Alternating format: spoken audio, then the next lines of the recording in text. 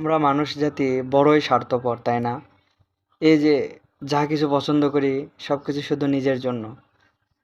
যেটা আমার ভালো লাগা, আমার পছন্দের, সেটা শুধু আমারই ব্যক্তিগত থাকবে। বা যেটা আমরা ব্যক্তিগতভাবে পছন্দ করে রাখি, ওইটা যেন আর কেউ না পায়, বা অন্যের যেন ওটা ভালো না হয় যেটা আমার ভালো। এরকম হিংসা আমাদের ভিতরে থাকে। আপনি কি জানেন বুখারী শরীফের একটা হাদিস আছে? হাদিসটা হচ্ছে ১২ নম্বর হাদিস। হাদিসটি বর্ণনা করেন বিখ্যাত সাহাবী আনাস রাদিয়াল্লাহু তাআলা আনহু। তিনি বলেন, রাসূল সাল্লাল্লাহু আলাইহি ওয়াসাল্লাম বলেছেন, তোমাদের কেউ প্রকৃত মুমিন হবে না যতক্ষণ না সে তার ভাইয়ের জন্য তাই পছন্দ করবে যা নিজের জন্য সে পছন্দ করে। চিন্তা করে দেখুন, আমরা আমাদের নিজেদের জন্য যেটা পছন্দ করি, ভাবি যে এটা আমার।